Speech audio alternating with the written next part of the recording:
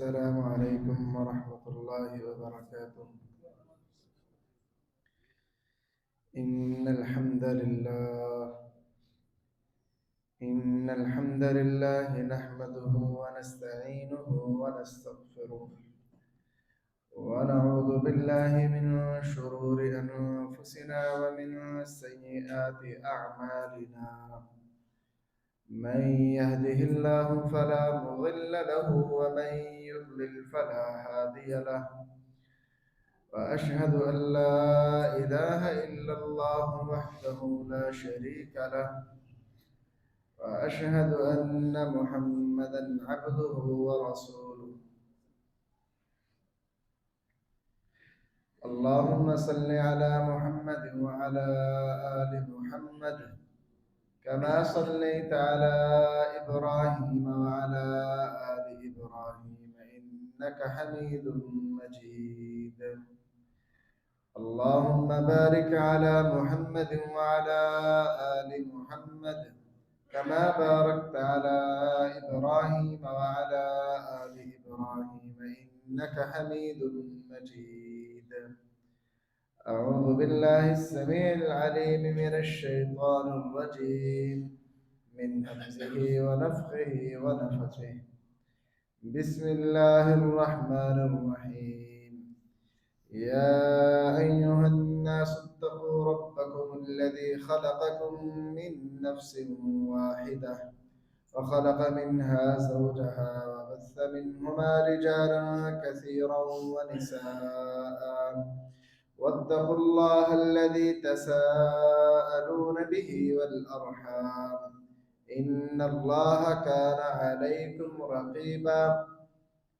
يا أيها الذين آمنوا اتقوا الله حق تقاته ولا تموتن إلا وأنتم مسلمون. يا أيها الذين آمنوا اتقوا الله وقولوا قولا سديدا يصلح لكم أعمالكم ويغفر لكم ذنوبكم ومن يطع الله ورسوله فقد فاز فوزا عظيما. أما بعد فإن خير الحديث كتاب الله وخير الهدي هدي محمد صلى الله عليه وسلم وشر الأمور محدثاتها وكل محدثة بدعة وكل بدعة ضلالة وكل ضلالة في النار. قال الله تعالى في القرآن المجيد: إياك نعبد وإياك نستعين. ہم صرف تیری ہی عبادت کرتے ہیں اور صرف تجھ ہی سے مدد مانگتے ہیں۔ محترم بھائیوں، سورۃ الفاتحہ کی جو آیت کریمہ جس کے حوالے سے آج چند گزارشات پیش کرنی ہے، یہ بڑی ہی اہمیت والی آیت کریمہ ہے۔ حتیٰ کہ بعض اماموں نے تو یہاں تک کہا، تفسیر ابن کثیر میں یہ قول موجود ہے کہ الفاتحہ سر القرآن، سورۃ الفاتحہ قرآن کا راز ہے۔ وفاتحۃ السر هذه الآیہ ایاک نعبد و ایاک نستعین، اور سورۃ الفاتحہ کا جو راز ہے وہ یہ آیت ہے، ایاک نعبد و ایاک نستعین۔ گویا قرآن کے نازل ہونے کا مقصد یہ آیت کریمہ ہے، ایاک نعبد و ایاک نستعین۔ محترم بھائیوں، اس آیت کریمہ کا جو پہلا حصہ ہے ایاک نعبد، آج کے خطبہ میں اس حوالے سے چند باتیں ہوں گی۔ یہ ایک بہت بڑا دعویٰ ہے جو ایک مسلمان دن میں کم از کم 17 مرتبہ اللہ کے سامنے دہراتا ہے۔ فجر میں 2 مرتبہ، ظہر میں 4 مرتبہ، عصر میں 4 مرتبہ، مغرب میں 3 مرتبہ، عشاء میں 4 مرتبہ۔ اگر نوافل کو نکال دیا جائے، صرف فرائض کی بات کی جائے، تقریباً 17 مرتبہ ایک مسلمان بندہ اللہ کے سامنے اپنا یہ دعویٰ پیش کرتا ہے، ایاک نعبد، اے اللہ ہم صرف تیری ہی عبادت کرتے ہیں۔ عربی زبان میں عموماً جو جملے کی ترتیب ہوتی ہے، اس میں پہلے فعل آتا ہے، پھر فاعل آتا ہے، پھر مفعول آتا ہے۔ یہاں پہ اللہ تعالیٰ نے یہ عربی کا جو اصول ہے اس کو اللہ تعالیٰ نے لاگو نہیں کیا، اس کو بدل دیا۔ اللہ تعالیٰ پہلے مفعول کو لے کے آئے ہیں، پھر فعل فاعل کو لے کے آئے ہیں۔ ہونا یہ چاہیے تھا نعبد ایاک، ہم تیری عبادت کرتے ہیں۔ اللہ نے کہا ایاک نعبد، کہ بندے یہ تو نے دعویٰ نہیں کرنا کہ اللہ میں تیری عبادت کرتا ہوں، مجھے تجھ سے یہ دعویٰ مطلوب ہی نہیں ہے۔ مجھے تجھ سے یہ دعویٰ مطلوب ہے کہ جس کی تو نے تعمیل کرنی ہے، جس دعوے کو ثابت کرنے کے لیے تو نے ساری زندگی گزارنی ہے، وہ دعویٰ یہ ہونا چاہیے کہ اللہ صرف تیری عبادت کرتا ہوں۔ ایک ہے اللہ ہم تیری عبادت کرتے ہیں، ایک ہے صرف تیری ہی عبادت کرتے ہیں، دونوں میں بڑا فرق ہے۔ اللہ تیری عبادت کرتے ہیں، تیری بھی کرتے ہیں، کسی اور کی بھی۔ اس میں احتمال تھا، شک تھا کہ کسی اور کی عبادت بھی اس میں شامل ہو سکتی ہے، تو اللہ نے جملے کی ترتیب بدلی، مفعول کو پہلے لے کے آیا۔ اور عربی زبان کا قاعدہ ہے کہ جملے میں وہ چیز جس کا حق بعد میں ہے، اگر اسے جملے میں پہلے لے آئیں تو اس جملے میں تخصیص پیدا ہو جاتی ہے، خاص کر دیا جاتا ہے اس جملے کو اس چیز کے ساتھ۔ تو اللہ تعالیٰ ایاک کو پہلے لا کر عبادت کو اپنے ساتھ خاص کر رہے ہیں کہ بندے جو تو نے عبادت کا دعویٰ کرنا ہے نا، وہ عبادت کا دعویٰ میرے لیے خاص ہونا چاہیے، میرے علاوہ کسی اور کے لیے نہیں۔ ایاک نعبد، ہم صرف تیری ہی عبادت کرتے ہیں، تیرے سوا کسی کی عبادت نہیں کرتے۔ ایک مسلمان بندہ 17 مرتبہ کم از کم روزانہ یہ دعویٰ اللہ کے سامنے پیش کرتا ہے۔ اللہ تعالیٰ نے اس دعوے کو کیوں سورۃ الفاتحہ میں رکھا اور کیوں ایک مسلمان 17 مرتبہ اس کو دہراتا ہے، یہ چیز بڑی غور کرنے والی ہے۔ شیطان جو ہے نا، وہ ہر وقت اس طاق میں لگا ہوا ہے کہ کسی طریقے سے میں آدم کے بیٹے کو اللہ کی عبادت سے غافل کر دوں، کسی نہ کسی طریقے سے۔ اب اللہ تعالیٰ نے شیطان کی ہتھکڑیوں کے توڑ کے لیے، یاد دہانی کے لیے انبیاء اور رسول کا ایک سلسلہ بھیجا، جو انبیاء اور رسول یہ یاد دہانی کرواتے رہے کہ عبادت فقط اللہ کی ہے۔ پھر اللہ تعالیٰ نے جو ہم عبادت کرتے ہیں اس میں بھی یاد دہانی کے لیے یہ لفظ رکھ دیا، تاکہ آدم کے بیٹے کو جب بھی وہ اللہ کے علاوہ کسی کی عبادت کی طرف مائل ہو، یہ جملہ اس کو جھنجھوڑے، اسے ہلائے کہ اللہ کے بندے غلط رستے میں جا رہا ہے، تو ایاک نعبد، تیرا معبود فقط اللہ ہے، تو یہ دعویٰ کرتا ہے کہ میں اللہ ایک کی عبادت کرنے والا ہوں، تو آپ کس رستے پہ چل رہا ہے؟ محترم بھائیوں، یہ جو عبادت والا معاملہ ہے، یہ کوئی ایسا معاملہ نہیں کہ اختیاری ہے، یہ اختیاری معاملہ نہیں ہے۔ اللہ نے اس چیز کا اٹل فیصلہ کر دیا ہے قرآن میں کہ عبادت اگر ہوگی نا تو فقط اللہ کی ہوگی، اللہ کے علاوہ کسی کی عبادت نہیں ہوگی۔ وَقَضَىٰ رَبُّكَ أَلَّا تَعْبُدُوا إِلَّا إِيَّاهُ، تیرے رب نے یہ فیصلہ کر دیا ہے کہ تم اس کے سوا کسی کی عبادت نہ کرو۔ تو یہ اللہ تعالیٰ کا فیصلہ ہے، اور اللہ تعالیٰ اپنے اس فیصلے کو نافذ کرنے کے لیے اللہ تعالیٰ نے قرآن بھی اتارا اور ہر نماز میں اس آیت کریمہ کو بھی رکھا۔ محترم بھائیوں، دنیا میں حقوق کے بڑے معاملات ہیں، لوگ حقوق کی جنگ بڑی لڑتے ہیں کہ ہمارے حق حکمرانوں نے مار لیے، میرا بھائی میرا حق پر قابض ہو گیا۔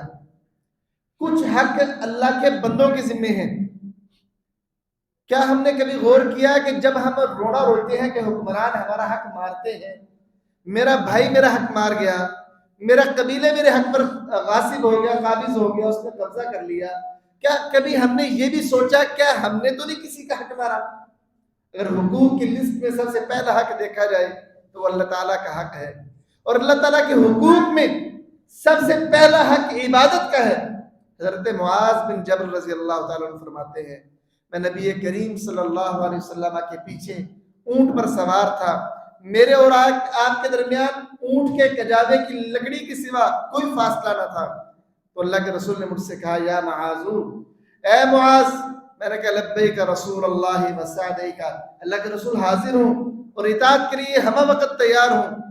تو کہتے ہیں اللہ کے رسول کچھ اور چلے اپنی اونٹنی پر۔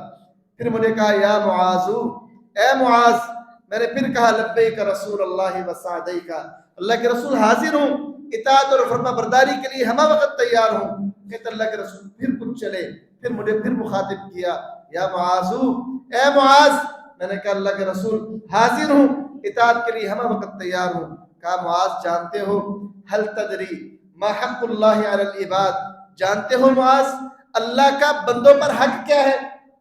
تو میں نے کہا اللہ و رسولہ عالم، اللہ اس کا رسول ہی زیادہ جانتا ہے، آپ ہی بتا دیجئے۔ تو اللہ کے رسول نے فرمایا حق اللہ علی العباد ان یعبدوہ ولا یشرکوا بہ شیئا، اللہ کا حق بندوں کی ذمہ یہ ہے کہ بندے اس رب کی عبادت کریں، اس کے ساتھ شریک نہ بنائیں۔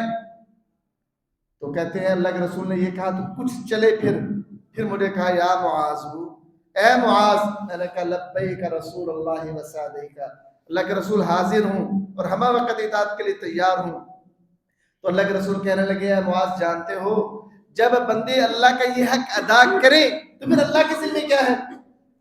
جب بندے اللہ کا یہ حق عبادت والا ادا کرنے لگ جائیں تو پھر اللہ پر کیا لازم آتا ہے؟ اللہ یعذبہم، تو اللہ پر لازم یہ آتا ہے کہ اللہ پھر ان بندوں کو عذاب نہ دے۔ تو یہ اللہ کا حق ہے عبادت۔ یہ اللہ ہمیں نماز میں بار بار ایاک نعبد کے جملے سے یہ حق اپنا یاد دلاتا ہے۔ تو بندوں میرے اس حق کو ادا کرنے سے غفلت کا شکار مت ہو جانا، یہ میرا حق ہے، اس کو ادا کرو۔ ایاک نعبد، اے اللہ ہم صرف تیری ہی عبادت کرتے ہیں۔ محترم بھائیوں، قرآن مجید میں ہم اگر اپنی تخلیق کا مقصد تلاش کرنا چاہیں تو آپ نے وہ آیت ایک دفعہ نہیں سینکڑوں مرتبہ اپنی زندگی میں ابھی تک سن لی ہوگی کہ اللہ ہمیں مخاطب کرتے ہوئے کہتا ہے وَمَا خَلَقْتُ الْجِنَّ وَالْإِنسَ إِلَّا لِيَعْبُدُونَ، ہم نے انسانوں کو اور جنوں کو نہیں پیدا کیا مگر فقط عبادت کے لیے۔ صرف یہ ایک مقصد ہے آپ کی تخلیق کا، اللہ نے جو آپ کو پیدا کیا ہے، زمین پر بھیجا ہے، زندگی دی ہے اور یہ قوتیں اور توانائیاں عطا کی ہیں، ان قوتوں اور توانائیوں اور ان جسم کا تخلیق کا فقط ایک ہی مقصد ہے کہ اللہ ایک کی عبادت کرو۔ اور یہی بات اللہ ایاک نعبد کے اندر بتاتا ہے کہ تمہاری تخلیق کا مقصد چونکہ عبادت ہے، تم اس دعویٰ جب دعویٰ بار بار کرتے ہو تو تم پر لازم ہے اس دعوے کی دلیل کے طور پر عبادت کو صحیح معنوں میں پیش بھی کرو۔ محترم بھائیوں، ہمارے ہاں مسئلہ یہ ہے کہ عبادت تو سبھی جانتے ہیں کہ عبادت نماز کو کہتے ہیں، لیکن اصل معنوں میں عبادت کیا ہے یہ نہیں جانتے۔ ہمارا المیہ یہ ہے، ہم سمجھتے ہیں عبادت کا معنی ہے نوافل، نماز، روزہ، زکوٰۃ، حج، بس یہ عبادتیں ہیں۔ اگر حالانکہ حقیقت یہ ہے کہ یہ عبادت کا ایک ادنا سا جز ہے، نماز عبادت کا ایک جز ہے نہ کہ مکمل عبادت، روزہ عبادت کا ایک جز ہے نہ کہ مکمل عبادت، زکوٰۃ عبادت کا ایک جز ہے نہ کہ مکمل عبادت، حج عبادت کا ایک جز ہے، مکمل عبادت نہیں ہے۔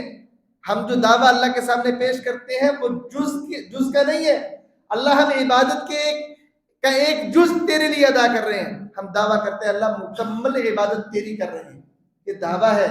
اس کی دلیل کے طور پر ہمیں اللہ کے سامنے عبادت کو پیش کرنا پڑے گا، تو عبادت کا پتہ ہی نہ ہوگا تو عبادت پیش کیا کریں گے؟ اس سے پہلے سمجھیں کہ عبادت کیا ہے۔ اگر تو آپ قرآن و حدیث کا مطالعہ کریں تو عبادت کی جو تعریف سامنے آتی ہے وہ یہ ہے کہ ما یجمع کمال المحبت والخضوع والخوف، ہر وہ عمل جس میں محبت اپنے انتہا درجے کی ہو اور جس میں عاجزی انتہا درجے کو پہنچ چکی ہو اور جس میں خوف انتہا درجے کا موجود ہو، ہر وہ عمل عبادت ہے، کیونکہ انتہا درجے کی محبت فقط اللہ کے لیے ہے، انتہا درجے کی عاجزی فقط اللہ کے لیے ہے، انتہا درجے کا خوف فقط اللہ کے لیے ہے۔ جس عمل میں یہ تین چیزیں، تین وصف پائے جائیں وہ عبادت ہے۔ ایک بندہ تاجر ہے، وہ تجارت کرتا ہے اور تجارت کرتے وقت اس کا مطلوب یہ ہے کہ وہ بے ایمانی نہیں کرتا اس لیے کہ میں اللہ کی محبت حاصل کرنا چاہتا ہوں، اور عاجزی اپناتے ہوئے تجارت کرتا ہے، اس مال پہ اکڑتا نہیں ہے، اور جھوٹ بولنے سے اور جھوٹی قسم اٹھانے سے اور بے ایمانی کرنے سے ڈرتا اس لیے کہ اللہ دیکھ رہا ہے، اللہ کا خوف ہے، اس کی تجارت بھی عبادت ہے۔ وہی تجارت نہیں کر رہا، وہ عبادت کر رہا ہے۔ کوئی بندہ سچ بولتا ہے اللہ کو منانے کے لیے، یہ بھی عبادت ہے۔ کوئی بندہ جھوٹ سے رک جاتا ہے اللہ سے ڈرتے ہوئے، یہ بھی عبادت ہے۔ عبادت صرف نماز روزے کا نام نہیں ہے، عبادت مکمل زندگی کو اللہ کے بتائے ہوئے طریقے کے مطابق اس کی محبت اور قربت کے حصول اور اس کا ڈر دل میں بٹھائے ہوئے عاجزی کے ساتھ زندگی گزارنے کا نام ہے۔ یہ فقط نماز کا نام نہیں ہے. بعض لوگ نماز پڑھتے ہیں لیکن ان کی نماز بھی عبادت نہیں ہوتی. بعض لوگ نماز پڑھتے ہیں ان کی نماز بھی عبادت نہیں ہوتی. بعض لوگ روزہ رکھتے ہیں ان کا روزہ بھی عبادت نہیں ہوتا. بعض لوگ حج کرتے ہیں ان کا حج بھی عبادت اللہ کے کاغذوں میں نہیں ہوتی. بعض لوگ زکوٰۃ اور صدقہ دیتے ہیں لیکن اللہ کے کاغذوں میں ان کا زکوٰۃ اور صدقہ عبادت میں شمار نہیں ہوتا. عبادت میں جب تک کمال محبت اللہ کے لیے موجود نہ ہو، عاجزی موجود نہ ہو، انتہا درجے کا اللہ کا خوف موجود نہ ہو، عبادت وہ چیز نہیں بنتی، وہ عمل نہیں بنتا. اس لیے علماء نے چند شرائط رکھی ہیں عبادت کی. سب سے پہلی شرط جو علماء نے بیان کی قرآن و حدیث کی روشنی میں وہ ہے اخلاص. عبادت میں جب تک اخلاص نہ ہو تب تک عبادت نہیں بنتی. اخلاص کیا ہے؟ آپ جو عمل کر رہے ہو وہ فقط اللہ کے لیے ہو، کسی اور کے لیے نہیں ہو. ایک تو یہ ہے نا کہ بندہ عمل ہی کسی اور کے لیے کرے، یہ تو ہے ہی واضح شرک نا، یہ تو اس سے خارج ہے عبادت سے. ایک بندہ عبادت کرتا ہے، کر بھی اللہ کے لیے رہا ہے لیکن پھر بھی اس کی عبادت نہیں، کیونکہ اس میں اخلاص نہیں ہے، اللہ کی طرف توجہ نہیں ہے. وہ جو اللہ کی قربت اور رضامندی کی تلاش ہے نا، وہ صرف اللہ کی رضا نہیں چاہ رہا، وہ کسی اور کی بھی رضامندی چاہ رہا ہے. تو ایسی عبادت بھی رہتی. مثال کے طور پہ ایک بندہ ہے، وہ نماز پڑھ رہا ہے اور اپنے دھیان سے پڑھ رہا ہے. اچانک اس کی نظر پڑتی ہے کہ کوئی بندہ آیا ہے جو بڑا آدمی ہے، تو اس کو دیکھ کر وہ اپنی نماز کو سنوارنا شروع کر دیتا ہے، بہتر سے بہتر بنانا شروع کر دیتا ہے. اب اس کی نماز عبادت نہیں رہی. یہ اس کی نماز، کیونکہ نماز کے لیے شرط کیا ہے؟ کمال درجے کی محبت، کمال درجے کی عاجزی، کمال درجے کا خوف فقط اللہ کے لیے موجود ہونا چاہیے. اس نے جو نماز میں حسن پیدا کیا ہے نا، عاجزی اختیار کی ہے نماز میں، نماز کو خوبصورت اور مزین کیا ہے، یہ اس نے اللہ کے لیے نہیں کیا، یہ اس نے اس آدمی کے لیے کیا ہے. اس لیے اب اس کی نماز اخلاص سے خالی ہو گئی ہے، اس وجہ سے یہ نماز عبادت نہیں رہی. اور یہ میں اپنی طرف سے نہیں کہہ رہا، نبی کریم صلی اللہ علیہ وسلم کا فرمان ہے. حضرت ابو سعید خدری کہتے ہیں رضی اللہ تعالیٰ عنہ، ہم صحابہ کی جماعت بیٹھی ہوئی تھی، ہم نے دجال کے بارے میں گفتگو کر رہے تھے، دجال کا فتنہ کتنا بڑا فتنہ ہوگا. تو اتنے میں رسول کریم ہے ہمارے پاس تشریف لائے صلی اللہ علیہ وسلم، اور فرمایا الا اخبرکم بما هو اخفف علیکم عندی من المسیح الدجال، کیا میں تمہیں اس فتنے کی خبر نہ دوں، اس چیز کی خبر نہ دوں جو میرے نزدیک تمہارے لیے مسیح دجال کے فتنے سے زیادہ خطرناک ہوگا. حالانکہ مسیح دجال کا وہ فتنہ ہے، ہر نبی نے اس سے بچاؤ کے لیے دعا کی ہے، ہر نبی نے. اتنا خطرناک فتنہ ہوگا دجال کا. لیکن فرمایا کہ اے صحابہ، کیا تمہیں دجال سے بڑی ایک غلط چیز اور فتنے کی تمہیں خبر نہ دوں؟ کیا کیوں نہیں اللہ کے رسول؟ فرمایا الشرک الخفیش، وہ چھپا ہوا شرک ہے. ہم نے کہا اللہ کے رسول وہ چھپا ہوا شرک کیا ہے؟ فرمایا یقوم الرجل یصلی، ایک آدمی کھڑا ہوتا ہے نماز پڑھنے کے لیے، فیزین صلاتہ، وہ اپنی نماز کو خوبصورت بناتا ہے، لما یرا من نظر الرجل، کسی اور آدمی کے دیکھنے کی وجہ سے، کوئی اور آدمی اس کو دیکھ رہا ہے، اس کے دیکھنے کی وجہ سے وہ اپنی نماز میں خوبصورتی پیدا کر لیتا ہے. یہ ہے شرک خفی، چھپا ہوا شرک. یہ جو چیز ہے نا، مجھے اپنی امت پر دجال سے زیادہ اس کا خطرہ ہے، دجال سے زیادہ مجھے اپنی امت پر اس کا خطرہ ہے. اور قیامت والے دن منظر کیا ہوگا؟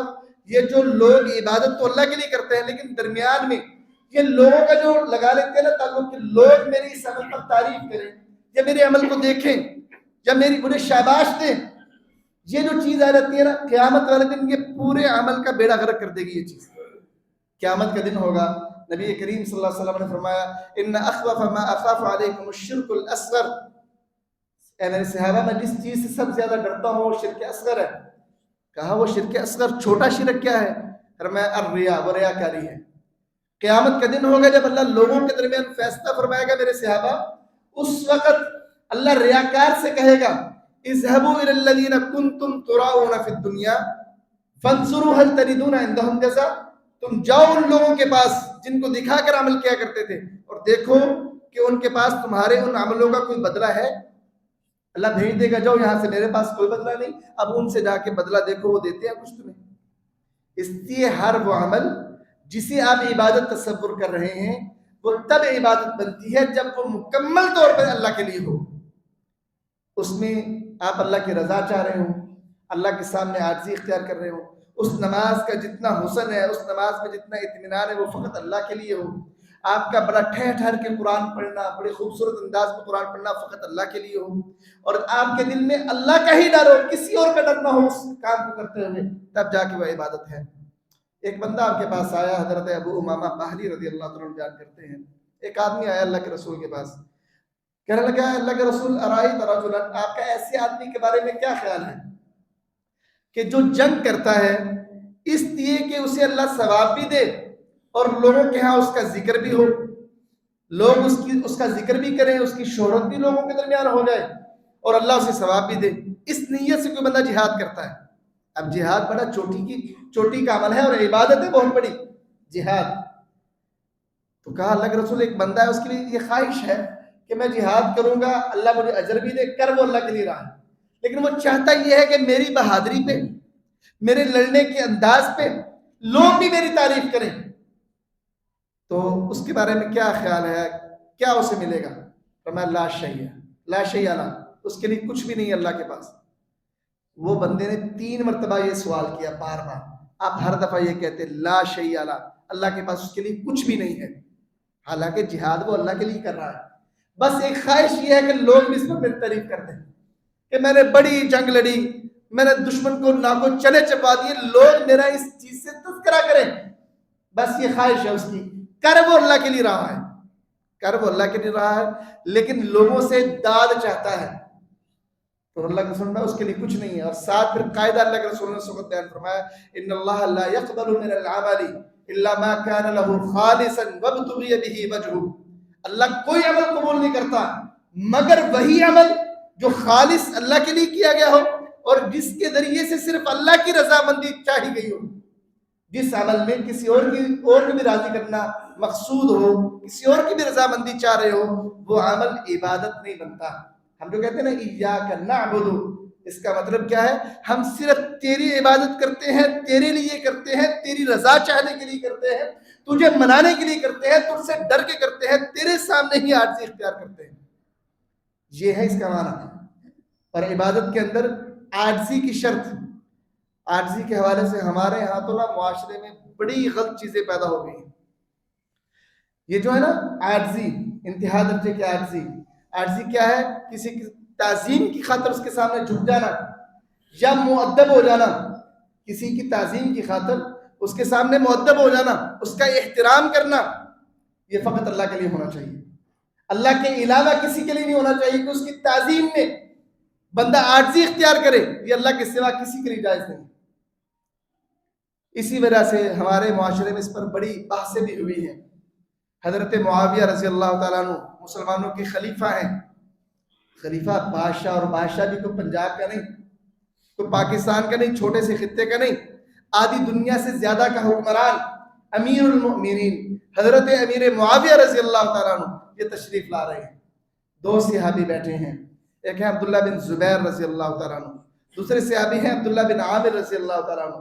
حضرت معاویہ ان کے پاس جب آئے، احترام میں، تعظیم کے لیے جناب عبداللہ بن عامر کھڑے ہو گئے استقبال کے لیے، حضرت عبداللہ بن زبیر بیٹھے رہے۔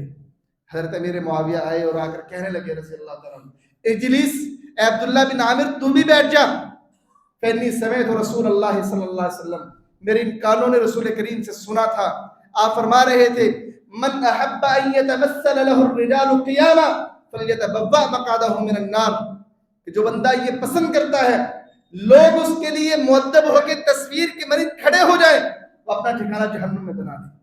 اے عبداللہ بن عامر تو بھی بیٹھ جا۔ یہ تعظیم فقط اللہ کے لیے ہے۔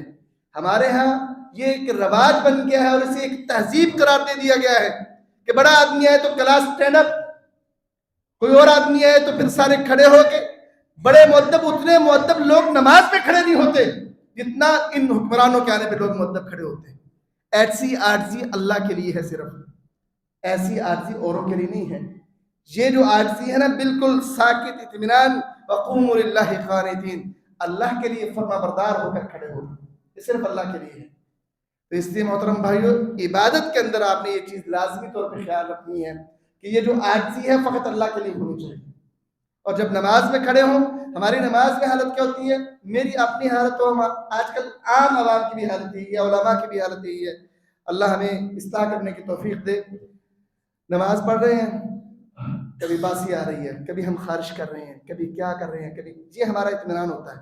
اور یہیں بھی پنجاب کے وزیر اعلیٰ آ جائے، مجال ہے کہیں وہاں پہ خارش کر جائے، ایسے بالکل ساکت کھڑے ہوں گے بتوں کی طرح، اور اللہ کے سامنے کھڑے ہوتے ہوئے حالت یہ ہوتی ہے کوئی بندہ باسیاں لے رہا ہے، کوئی بندہ خارش کیے جا رہا ہے اور بے مقصد، اور کوئی بندہ ناخنوں سے کھیل رہا ہے، توجہ ہی نہیں ہے.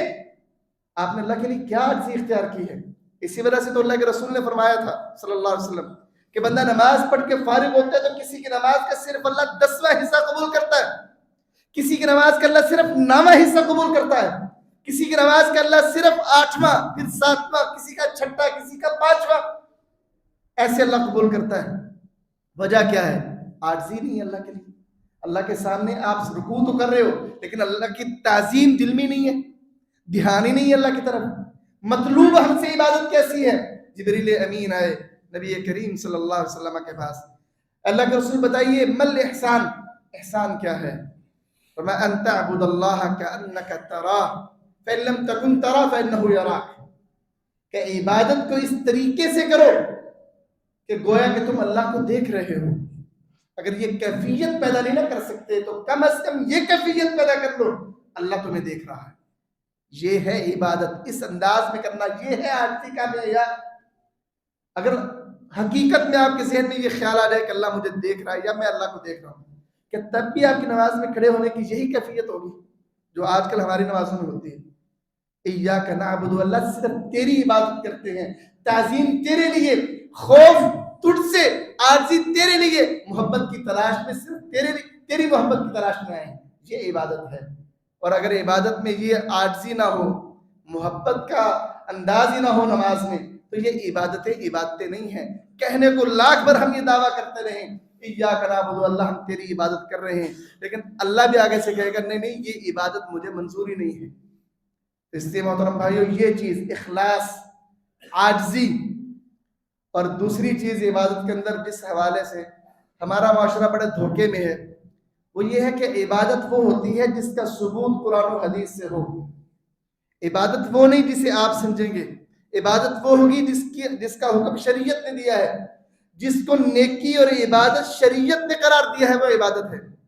ہمارے معاشرے میں ہمارے بھولے مسلمان علماء کے کہنے میں بہت سی ایسی خرافات میں مبتلا ہو جاتے ہیں کہ جو عبادت نہیں ہوتی اور وہ انہیں عبادت سمجھ کر رہے ہوتے ہیں. تو عبادت کے اندر پہلی چیز ہے اخلاص. اخلاص میں کیا ہے؟ کمال درجے کی عاجزی اور کمال درجے کی محبت اور خوف اور مکمل توجہ اللہ کے ساتھ. کسی دنیا کی چیز کے آپ کو اس میں دھیان نہیں ہونا چاہیے اور کسی کی رضامندی مقصود سوائے اللہ کے نہیں ہونی چاہیے. دوسری چیز ہے عبادت کا ثبوت رسول کریم سے ہونا چاہیے. ایک بندہ ہے وہ فجر کی 3 رکعتیں پڑھتا ہے، وہ کہتا ہے میں عبادت کر رہا ہوں. عام مسلمان 2 پڑھتے ہیں، میں 3 پڑھتا ہوں. کیا آپ اس کو عبادت کہیں گے؟ ہم اسے عبادت نہیں کہیں گے. کیوں؟ کیونکہ اس کا ثبوت اللہ کے رسول سے نہیں ہے. 3 رکعتیں اللہ کے رسول سے ثابت نہیں ہے. تیسری غلطی ہے، کوئی بندہ جان بوجھ کر یہ عمل کرے گا، اس پر بڑا سخت فتویٰ لگے گا اس معاملے میں. عبادت وہ ہوگی جو رسول کریم سے ثابت ہے. جو رسول کریم سے ثابت نہیں، اسے عبادت نہیں کہا جائے گا، چاہے اس کی شکل عبادت والی کیوں نہیں، چاہے کرنے والے کی نیت عبادت کی ہی کیوں نہیں، کرنے والا اس پر لاکھوں کروڑوں عبادت کی نیت سے ہی خرچ کیوں نہیں کر رہا، جب تک اس عمل کی بنیاد رسول اللہ اور اللہ کے قرآن سے ثابت نہ ہو، نہ ملے، تو عبادت نہیں ہوگی. من احدث فی امرنا ھذا ما لیس منہ فہو رد، جس نے ہمارے اس دین کے معاملے میں کوئی نیا کام ایجاد کیا جو اللہ اور اس کے رسول نے نہیں بتایا تھا، فہو رد، وہ معاملہ رد کر دیا جائے گا، اللہ کے ہاں وہ قابل قبول نہیں. عبادت جب بھی کرنی ہے نا کوئی، تو وہ عبادت اس پر پہلے مہر تلاش کرنی ہے، قرآن کی یا رسول اللہ کے فرمان کی صلی اللہ علیہ وسلم. مہر مل جائے تو کرو، نہیں تو چھوڑ دو، وہ عبادت نہیں ہے. آپ غلط فہمی کا شکار ہیں، آپ کا وہ گمان ہے. اللہ کے حضور وہ عبادت نہیں بلکہ وہ وبال جان بن جائے گی. وہ آپ نے حدیث متعدد دفعہ سنی ہے، قیامت کے دن جب محشر کے میدان میں کچھ لوگ آئیں گے جن کے اعضائے وضو چمک رہے ہوں گے، جب رسول کریم انہیں دیکھیں گے پہچان لگے، کہیں گے یہ تو میری امت کے لوگ ہیں. تو اتنے میں ایک دیوار کھڑی کر دی جائے گی. اللہ کے رسول فرشتوں سے کہیں گے یہ تو میری امت ہی تھے. کہا نہیں اللہ کے رسول آپ نہیں جانتے، انہوں نے آپ کے بعد آپ کے دین میں کیا کیا نئے کام ایجاد کر دیے تھے. حالانکہ وہ نئے کام عبادت نیکی کی نیت سے ہی ایجاد کیے تھے، لیکن اللہ کے رسول کیا کہیں گے؟ سحتن سحتن لمن غیر بعدی، دوری ہو شخص کے لیے جس نے میرے بعد میری دین کو بدل دیا تھا، اس نے تبدیلی کر دی تھی۔ تو اس لیے عبادت جس کا ہم دعویٰ کرتے ہیں ایاک نعبد، اللہ صرف تیری عبادت کرتے ہیں، عبادت وہ ہوگی جس پر مہر قرآن اور رسول اللہ کے فرمان کی۔ پھر کچھ عمل اللہ کے رسول سے ثابت ہوتے ہیں، انداز بھی رسول اللہ والا ہونا چاہیے صلی اللہ علیہ وسلم، کوشش کرنی چاہیے وہ ہونا چاہیے کم از کم ان عبادات میں جن عبادات میں شریعت نے انداز بتایا ہے، کیفیت بتائی ہے۔ ایک آدمی آیا رسول کریم صلی اللہ علیہ وسلم مسجد میں تشریف فرما تو اس نے نماز پڑھی، نماز کے بعد آیا کہا السلام علیکم ورحمۃ اللہ، وعلیکم السلام ورحمۃ اللہ، ایھا المصلی ارجع فصلی فانک لم تصلی، اے نمازی واپس جاؤ، جا کے نماز پڑھو، تم نے نماز نہیں پڑھی۔ حالانکہ وہ نماز پڑھ کے آگے سلام کر رہا تھا آپ کو، کہ نمازی واپس جاؤ، تم نے نماز نہیں پڑھی، دوبارہ پڑھو۔ وہ دوبارہ پڑھ کے آیا، پھر کہا السلام علیکم ورحمۃ اللہ، وعلیکم السلام، ایھا المصلی ارجع فصلی فانک لم تصلی، اے نمازی واپس جا، تو نے نماز نہیں پڑھی، نماز دوبارہ پڑھ کے آ۔ تو وہ دوبارہ گیا، نماز پڑھ کے آیا، پھر واپس آیا، سلام کا کہا جا دوبارہ نماز پڑھ، تو نے نماز نہیں پڑھی۔ حالانکہ وہ نماز پڑھ رہا تھا، اور آپ کیا فرما رہے ہیں؟ تو نے نماز نہیں پڑھی، کیونکہ کیفیت طریقہ اللہ کے رسول والا نہیں تھا۔ تو کہا اللہ کے رسول پھر مجھے بتا دیں کیسے نماز پڑھنی۔ کہا جب تو نماز شروع کرے، پھر وہ مکمل حدیث ہے کہ کس طرح نماز کا طریقہ ہے، وہ اللہ کے رسول نے طریقہ بتایا، اس طریقے کے مطابق پھر اس کی نماز ہوئی۔ طریقہ اور کیفیت اللہ کے رسول والی ہونی چاہیے، اگر نہیں تو عبادت نہیں۔ وہ 3 آدمیوں کی والی حدیث سنی ہوگی، 3 بندے ہیں، ان کا ہم روزانہ روزہ رکھیں گے، ایک نے کہا میں کبھی شادی نہیں کروں گا، میں ہمیشہ تاکہ میری عبادت ڈسٹرب نہ ہو، ایک نے کہا میں پوری رات قیام کیا کروں گا۔ اللہ کے رسول نے بڑے سخت لفظ کہے فمن رغب عن سنتی فلیس منی، میرا یہ طریقہ نہیں ہے، اگر تم نے اس طریقے سے میرے والے طریقے سے بے رغبتی اختیار کی تو تم مجھ میں سے ہی نہیں ہو۔ یہ بڑے شدت والے لفظ تھے۔ عبادت کرتے ہوئے جو بھی آپ نے عمل کرنا ہے نیکی کا، اس پر مہر ایک چیک کرنی ہے، دوسرا طریقہ اللہ کے رسول والا دیکھنا ہے۔ اگر اللہ کے رسول والا طریقہ، اس کے علاوہ آپ نے کوئی طریقہ اپنایا، وہ اللہ کے ہاں قابل قبول نہیں ہوگا، اس پر طریقہ دیکھیں۔ محترم بھائیو، آخری 2 باتیں، ہم یہ دعویٰ کرتے ہیں اللہ تیری عبادت کرتے ہیں، ہم الحمدللہ قرآن و حدیث کو ماننے والے لوگ ہیں، مجھے امید ہے یہاں پہ کوئی بھی غیر اللہ کی پوجا کرنے والا نہیں بیٹھا، سبھی اللہ تعالیٰ کی عبادت کرنے والے بیٹھے۔ 2 چیزیں ایسی ہیں کہ جن کو ہم انجانے میں ان کی عبادت کرتے ہیں، اور اللہ قرآن میں ان کی عبادت کا ذکر کرتا ہے، اور ہم اللہ کے نام لیوا اس سے غافل ہیں۔ پہلی چیز خواہش، افرائیت من اتخذ الہہ ہوا، کیا آپ نے اس شخص کی طرف دیکھا جس نے اپنی خواہش کو معبود بنا لیا ہے؟ تو جب ہم کہتے ہیں نا اللہ ایاک نعبد، تیری عبادت کرتے ہیں، تب اس بات کو بھی یقینی بنانا ہے کہ خواہش کی عبادت نہیں کرنی۔ خواہش کی عبادت کیا ہے؟ نماز کا وقت ہے اور آپ کی خواہش یہ کہہ رہی ہے کہ یاروں دوستوں کے ساتھ بیٹھنا ہے، اب نماز پڑھنے نہیں آتے، تو آپ اللہ کی نہیں اپنی خواہش کی عبادت کر رہے ہو، اور آپ اپنے دعوے میں جھوٹے ہو ایاک نعبد کہ اللہ تیری عبادت کر رہے ہیں۔ قرآن کہتا ہے خواہش کی عبادت نہیں کرنی۔ یہ خواہش کی عبادت ہے کہ جب اللہ کا بلاوا آ جائے کسی بھی نیکی کی طرف، اور آپ اس وقت فری ہیں اور نیکی کو آسانی سے کر سکتے ہیں، آپ اللہ کے بلاوے کو چھوڑ کر اپنی خواہش کی پیروی کریں، تو یہ بھی اس کی عبادت ہے۔ اللہ کہتا ہے سود حرام ہے، آپ کی خواہش کہتی ہے کہ یہی کرنا ہے، یا آپ خواہش کی عبادت کر رہے ہو؟ اللہ اسی عبادت سے تعبیر کرتا ہے۔ میں اگر کہتا تو شاید آپ کہتے ہیں مولوی صاحب بڑے سخت ہیں، اللہ قرآن میں کہتا ہے کہ یہ خواہش کی پوجا ہے، عبادت ہے خواہش کی۔ دوسری چیز، ہمارے ہاں یہ بہت چیز پائی جاتی ہے، ہم کسی مخالف مسلک کے آدمی کو کوئی حدیث سنائے نا، وہ آگے سے حدیث سن کے یہ نہیں کہے گا یار مان لیا اب اس حدیث پہ عمل ہوگا، وہ کہتا نہیں جی ہمارے مولوی صاحب یہ کہتے ہیں۔ حدیث سن لینے کے بعد مولوی صاحب کی بات پر تکیہ کرنا اور ان کی بات کو ہی مانتے جانا، یہ مولوی صاحب کی عبادت کرنا ہے، اور یہ میں نہیں کہہ رہا، رسول اللہ صلی اللہ علیہ وسلم کی حدیث ہے، قرآن کی آیت ہے۔ حضرت عدی بن حاتم آئے تو کہتے ہیں اللہ کے رسول صلی اللہ علیہ وسلم سورۃ التوبہ کی یہ آیت پڑھ رہے تھے، اتخذوا احبارهم ورهبانهم اربابا من دون الله والمسيح ابن مریم وما امروا الا ليعبدوا الا الها واحدا، کہ ان لوگوں نے، یہود و نصارہ نے اپنے علماء اور درویشوں کو اللہ کے سوا رب بنا لیا تھا، اور مسیح ابن مریم کو، حالانکہ انہیں ایک اللہ کی عبادت کا حکم دیا گیا تھا۔ تو عدی کہتے ہیں کہ میں تو عیسائی تھا، مسلمان ہوا تھا، میں نے کہا ہم نے تو انہیں معبود نہیں بنایا تھا اللہ کے رسول، ہم تو ان کی پوجا نہیں کرتے تھے۔ کا ان کی پوجا کرنے سے مراد وہ نہیں جو تم سمجھے ہو. ان کی پوجا یہ تھی. کیا ایسا نہیں تھا جب وہ کسی چیز کو حلال کہہ دیتے حالانکہ وہ حرام ہوتی, تم ان کے حلال کہنے پہ اس کو حلال مان لیتے, اور تم وہ کسی چیز کو حرام کہتے حالانکہ وہ اللہ کی کتاب میں حلال ہوتی, تم اس کو حرام مان لیتے. کسی چیز کو حلال کہتے حالانکہ اللہ کی کتاب میں وہ حرام ہوتی تھی, تم اس کو حلال مان لیتے. یہی معبود بنانا تھا ان کو. ہمارے جو اللہ کے نام لیوا یہ تمام احباب بیٹھے ہیں, ان دو معاملوں میں ہم سے غلطی ہو جاتی ہے. کبھی ہم خواہش کی عبادت کر بیٹھتے ہیں, کبھی علماء کی عبادت کر بیٹھتے ہیں. ہمیں جب یہ دعویٰ کرنا ہے نا نماز میں ایاک نعبد, اللہ تیری ہی عبادت کرتے ہیں, تو ان دو چیزوں سے بھی نکلنا ہے. خواہش کی پوجا سے نکلنا ہے, علماء کی پوجا سے نکلنا ہے.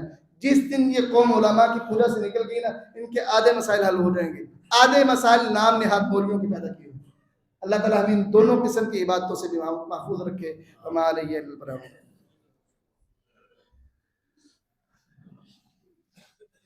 إن الحمد لله نحمده ونستعينه ونستغفره ونعوذ بالله من شرور أنفسنا ومن سيئات أعمالنا.